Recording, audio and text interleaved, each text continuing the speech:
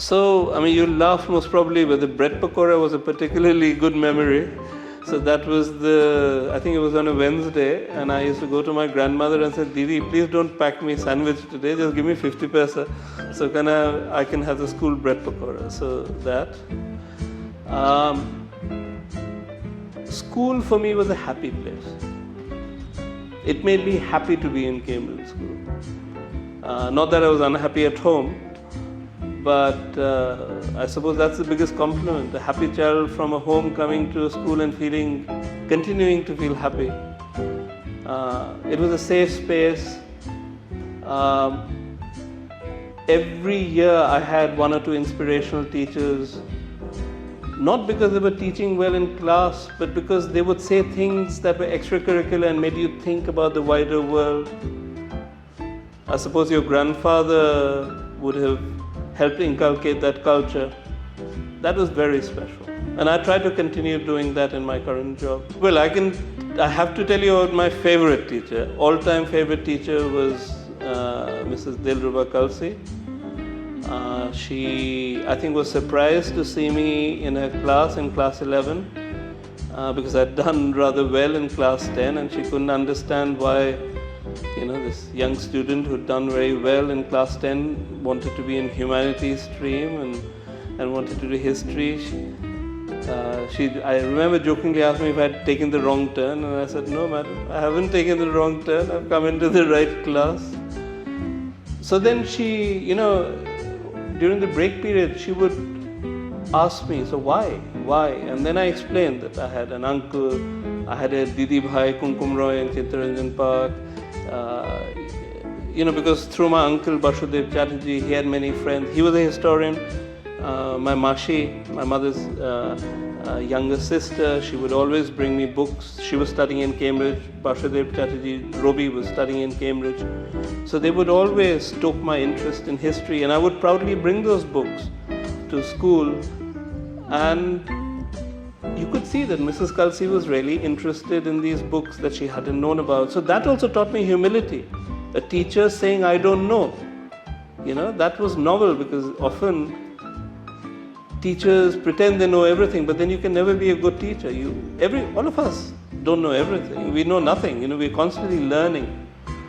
So Dilruba Kalsi was an amazing teacher, and I'm sure she won't mind telling you that she was also an amazing teacher, because she told me, look, how to take exams and taking exams is very important. If you're not practical, you're going to fail the exam or not do well in the exam. That means you won't get into the best colleges. So she taught me how to take exams, how to prepare for the board exams. And I did very well in history in my board exams. And yet, she also allowed me the creative space to study history as an open subject in which there were no right or wrong answers. It was all about interpretation. It was all about history in action. I've always been, whatever I do, it's not for myself. I have to make the wider environment a better place, and history is uniquely powerful in that sense.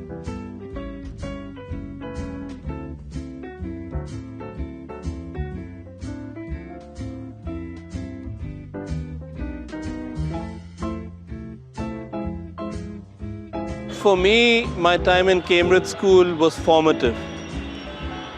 Even as a young person, I could sense everyone in my neighborhood, everyone in my life asking me questions. Why do you want to do history? Why do you want to do humanities? There were some people who asked the same question of me here, but most of my teachers supported my choices and encouraged my interest in the humanities and history. And today I am where I am because of that support. Therefore, if I went to Chittaranjan Park where I lived and someone said, why are you doing history? Why are you doing English? There is no future. Be a doctor, be an engineer. My teachers gave me the confidence to say, it's all right. The teachers I respect are telling me, it's all right, I can do something. And they were right. I suppose that confidence they gave me in the study of the humanities and history has brought me where I am today as the head of School of History at the University of Leeds. So it's been a good journey. Look, as a country, any country cannot be a country of super specialists, everyone doing the same thing.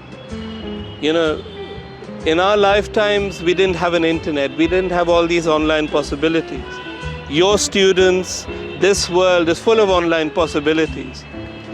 That doesn't in any way reduce the power of the humanities or history or English.